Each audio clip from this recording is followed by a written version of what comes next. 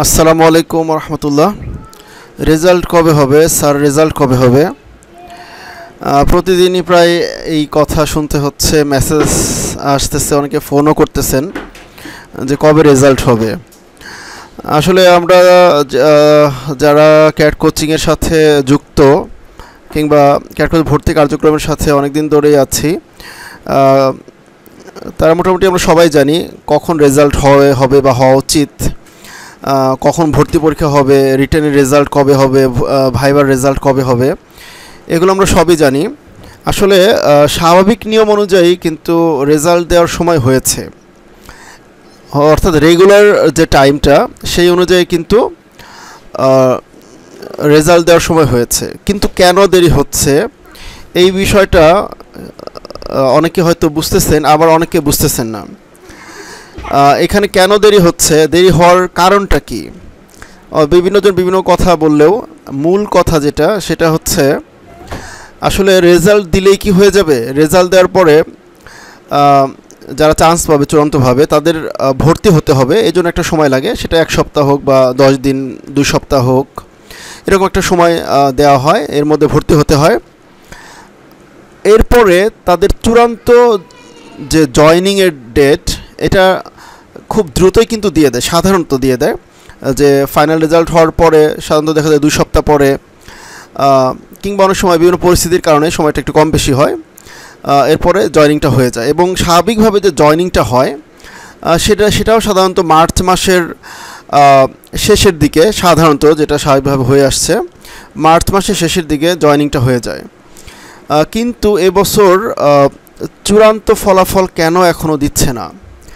যদি মার্চের শেষের দিকে জয়নিংয়ের ডেট হয়ে যায়, কিংবা আমরা যদি চিন্তা করি ঈদের পরে তাদের জয়নিং হবে, তাহলে তো সেই অনুযায়ী রেজাল্ট দেওয়া উচিত, ভর্তি কার্যক্রম কমপ্লিট হওয়া উচিত। যেমন গত বছর কিন্তু ভর্তি কার্যক্রমে রোজার মধ্যে কমপ্লিট করতে হয়েছিল এবং ঈদের পরে জয়েন হয়েছিল। বাট এবছর কেন দেরি হচ্ছে? আসলে এটার মূল যে কারণ, এখানে সপ্তম শ্রেণীতে যারা ক্যাট কলেজে নবীন ক্যাডেট যারা জয়েন করে তাদের জয়নিংয়ের সাথে আরেকটা বিষয় জড়িত। এইটা হয়তো আমরা অনেকে জানি, অনেকে জানি না। আমি যেহেতু এক্স ক্যাডেট, তো বিষয়টা আমি খুব ভালো করেই জানি। বর্তমানে যারা ক্লাস 10-এ পড়ে, ওল্ড 10 বা এসএসসি পরীক্ষার্থী, তাদের পরীক্ষাটা কবে? আমরা যদি এবছরের শিডিউলটা দেখি, এবছর এসএসসি পরীক্ষার শুরু হবে কিন্তু 10 এপ্রিল থেকে। পরীক্ষা শুরু হবে 10 এপ্রিল থেকে। এখন 10 এপ্রিল থেকে যদি তাদের পরীক্ষা শুরু হয়, এসএসসি পরীক্ষার পরে কিন্তু এইচএসসি পরীক্ষা হয়। বর্তমানে ক্যাট কলেজে কিন্তু অলরেডি 6টা ব্যাচ চলমান আছে, রানিং আছে। বর্তমানে কোনো ক্লাস 7 নেই, 8 আছে, 8 থেকে শুরু করে ক্লাস 12 পর্যন্ত। বর্তমানে এখন ক্লাস 10-এর কিন্তু 2টা ব্যাচ এখন ক্যাট কলেজে। ক্লাস 10-এর আজকে একটা হচ্ছে নিউ 10 আর একটা হচ্ছে ওল্ড 10। ওল্ড 10 মানে হচ্ছে যারা এই বছরের এসএসসি পরীক্ষার্থী, তো তাদের এসএসসি পরীক্ষা শুরু হবে 10 এপ্রিল এবং সেটা শেষ হবে 8 মেতে গিয়ে। এরপরে তাদের প্র্যাকটিক্যাল থাকে, সেটার জন্য কয়েকদিন সময় লাগে। সব মিলে আমি আরও 3-4 দিন যদি ধরে নিলাম যে 12 এপ্রিল তাদের প্র্যাকটিক্যাল সহ সব কিছু কমপ্লিট হতে 12 মে পর্যন্ত যদি সময় লাগে। এর আগে নবীন ক্যাডেট যারা আছে, অর্থাৎ সপ্তম শ্রেণীতে যারা ভর্তি হবে, তাদের জয়েন করার কোনো সম্ভাবনাই নেই। কারণ ক্যাডেট কলেজে কখনো একসাথে 7টা ব্যাচ থাকে না, ঠিক আছে? অর্থাৎ যারা এসএসসি পরীক্ষা দিবে তারা তাদের প্র্যাকটিক্যাল শেষ করার পরে তারা ভ্যাকেশনে চলে আসবে। ভ্যাকেশনে যখন তারা আসবে, ওই সময় নবীন ক্যাডেট যারা ক্লাস সপ্তম শ্রেণীতে যারা ভর্তি হবে তারা তখন জয়েন করবে, ঠিক আছে? তো তারা যখন জয়েন করবে এবং এরপরে আমরা জানি এইচএসসি পরীক্ষা, যারা এইচএসসি পরীক্ষার্থী তারা এর মধ্যে আবার এইচএসসি পরীক্ষা শুরু হবে। এইচএসসি পরীক্ষার্থীরা এইচএসসি পরীক্ষা দিয়ে তারা ক্যাডেট কলেজ থেকে বের হয়ে আসবেন। তারা যখন বের হয়ে আসবে তখন এসএসসি পরীক্ষার্থীরা আবার কিন্তু জয়েন করবে। কারণ ক্যাডেট কলেজে একসাথে 7টা ব্যাচ থাকার অ্যাকোমোডেশন নেই, 6টা ব্যাচ একসাথে থাকতে পারে। এই জন্য রেজাল্ট দেরি হওয়ার এইটা একটা কারণ হতে পারে আমার কাছে মনে হচ্ছে। কারণ আর যদি রেজাল্ট হয়েও যায়, জয়নিং কিন্তু এত দ্রুতই হচ্ছে না, এটা কিন্তু নিশ্চিত যে জয়নিং কিন্তু এত দ্রুত হচ্ছে না। আমার কাছে যেটা মনে হচ্ছে যে যেহেতু রেজাল্ট দেরি হওয়ার এইটাই একটা কারণ হতে পারে যে এসএসসি পরীক্ষা যেহেতু পিছিয়েছে, এবং তাদের পরীক্ষা শেষ হবে, তারপরে ক্লাস 7 জয়েন করবে। তো এই জন্য হতে পারে যে রেজাল্ট দেরিতে হচ্ছে, এরপরে ভর্তি কার্যক্রম তারা কমপ্লিট করবে, আর ভর্তি কার্যক্রম কমপ্লিট করে তারা শুধু শুধু কি বসে থাকবে?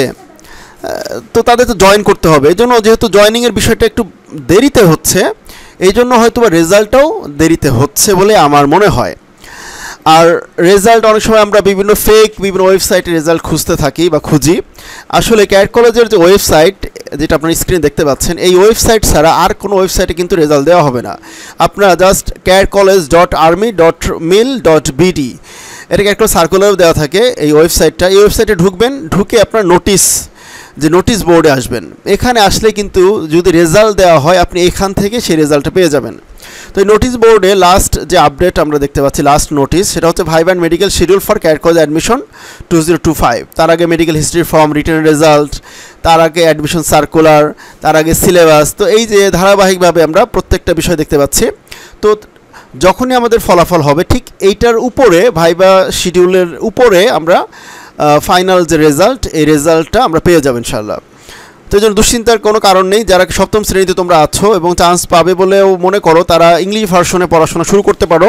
কারণ তোমাদেরকে বাংলা ভার্সন থেকে ইংলিশ ভার্সন, যারা বাংলা ভার্সনে আসছো তাদেরকে ইংলিশ ভার্সনে পড়াশোনা করতে হবে। সপ্তম শ্রেণীর বই তোমরা যত বেশি পারো তোমরা এগিয়ে থাকার চেষ্টা করো বইটাকে শেষ করে ফেলার। কারণ তোমরা জয়েন করার পরে তোমাদের একাডেমিক পড়াশোনার দিকে তোমরা খুব বেশি মনোযোগী হতে পারবে না। কারণ তোমাদের প্রাথমিক অবস্থায় তোমাদের কিছু বেসিক ট্রেনিং দেওয়া হবে, পিটি প্যারেড শেখানো হবে, স্পেশালি নোভিসেস ড্রিল, বা এখানে ড্রিল শেখানো হবে তোমাদেরকে। তোমাদের একটা কম্পিটিশন হবে, সেটা শেখানোর পরে 3-4 মাস তোমাদেরকে এটা শেখানো হবে। শেখানোর পরে এটা একটা কম্পিটিশন হয় আর কি। তো এই জন্য ক্লাস 7-এ আসলে পড়াশোনা খুব বেশি করার সুযোগ হয় না। এই জন্য তোমরা যতটুকু পারো এগিয়ে থাকার চেষ্টা করো, কারণ ক্যালকুলেটে জয়েন করার পরে খুব বেশি পড়াশোনার সুযোগ পাবে না। তো সবার জন্য শুভকামনা থাকলো। আশা করি কেন দেরি হচ্ছে এটা সম্ভাব্য আমার কাছে যেটা মনে হচ্ছে এটাই কারণ বলে আমি মনে করতেছি। আর যদি রেজাল্ট এর মধ্যে হয়েও যায়, আমি জানি রেজাল্ট অবশ্যই তৈরি আছে, রেজাল্ট অবশ্যই রেডিমেড আছে। এখন যে কোনো দিন পাবলিশ হতে পারে, বাট দেরি হওয়ার কারণ এটাই আমার কাছে মনে হচ্ছে। তো যারা পরীক্ষা দিয়েছো, রিটেনে উত্তীর্ণ হয়ে ভাইভা মেডিকেলে ফেস করেছো, তাদের সবার জন্য শুভকামনা থাকলো। তোমরা সবাই ক্লাস 7ম শ্রেণী পড়াশোনার দিকে মনোযোগী হও। আর যেদিন আল্লাহর কাছে দোয়া করতে থাকো, যেদিন রেজাল্ট হয় ওদিন তোমরা অবশ্যই ওই ওয়েবসাইট থেকে জানতে পারবে ইনশাআল্লাহ। সবার জন্য শুভকামনা। আসসালামু আলাইকুম রহমতুল্লাহ।